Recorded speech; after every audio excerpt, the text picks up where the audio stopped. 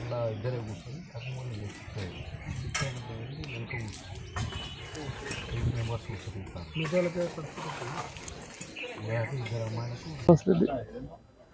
చెరువు గట్ల నుంచి నార్కట్పల్లికి వెళ్ళిన మా అమ్మాయి కాల్ వచ్చింది. కాల్ రాగానే వేరే వాళ్ళతోనే మాట్లాడింది, నాకేం మాట్లాడలేదు. తర్వాత ఒక అర్ధగంట తర్వాత ఇట్లా అని తెలిసింది. టైం పడుతుంది, 6 రోజులు పట్టొచ్చు, 7 రోజులు పట్టొచ్చు. యాక్సిడెంట్ ఎట్లా ఈవెంట్కి పోతే కారు యాక్సిడెంట్ వెనక వచ్చి గుద్దింది. ఎంతమంది కార్లు? 4 ఏముంది. వేరే వాళ్ళకి వాళ్ళకు కూడా దెబ్బలు తగిలినాయి. Spot dead. తొందరగా దెబ్బలు రావాలని పూర్తి చేస్తారా? మంత్రి గారి సహకారంతో తొందరగా రానికి ప్రయత్నం చేస్తున్నాము. సార్ కూడా అక్కడ మాట్లాడింది ఆల్రెడీ. అక్కడ ఉన్న తెలుగు అసోసియేషన్ వాళ్ళతో కూడా నేను మనకు తొందర రావడానికి అధికారులు కూడా మాట్లాడారు. చెప్పాను. మా పాపని 2023 ఆగస్టులో ఎంఎస్సీ కోసం అమెరికాకు పంపడం జరిగింది.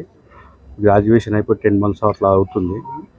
మొన్న సాటర్డే నైటు వాళ్ళ ఫ్రెండ్స్ది కాలేజీలో యూనివర్సిటీలో గ్రాడ్యుయేషన్ డే ఉంటే వీళ్ళ ఫ్రెండ్స్ అంతా కలిసి కార్యక్రమానికి పోయి రిటర్న్ రూమ్కి వస్తుంటే వెనుక నుంచి కారు గుద్దడంతో ప్రమాదంలో మా అన్నగారి కూతురు స్పాట్ డెడ్ అవ్వడం జరిగింది. వాళ్ళ ఫ్రెండ్స్ ఒకరిద్దరికి ఇంజూరీ అయ్యి హాస్పిటల్లో ట్రీట్మెంట్ జరుగుతుంది. ఈ విషయాన్ని తెలవంగానే మాకు నిన్న మధ్యాహ్నం 2:30కు తెలవంగానే మరి బాడీని తీసుకురావడానికి ఎలానే ఆలోచన చేసి మరి మంత్రి గారిని కోమటిరెడ్డి వెంకటరెడ్డి గారిని పోయి కలిసి సంప్రదించగానే ఆయన ఎమ్మటే స్పందించి వాళ్ళ పిఎస్ని వాళ్ళని అప్రమత్తం చేసేసి సెంట్రల్ గవర్నమెంట్తో మాట్లాడి అక్కడ ఉన్న తెలుగు అసోసియేషన్ తెలుగు వాళ్ళతోటి మాట్లాడి కోఆర్డినేషన్ చేసి బాడీని త్వరగా తీసుకురావడానికి మంత్రి గారు ప్రయత్నం చేస్తున్నారు. ప్రభుత్వంకి వెళ్ళి ఏ రకంగా చేసినా ఒక 5 days 6 days పడుతుందని చెప్తున్నారు.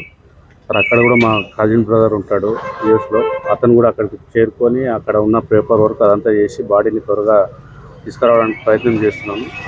ఈ దుర్ఘటన జరగడం చాలా బాధాకరం. మాకు ఎదిగొచ్చిన కూతురు, చేతికి అందొచ్చిన కూతురు చనిపోవడం చాలా బాధాకరం. మా అన్న కుటుంబానికి లోటు తీర్చలేని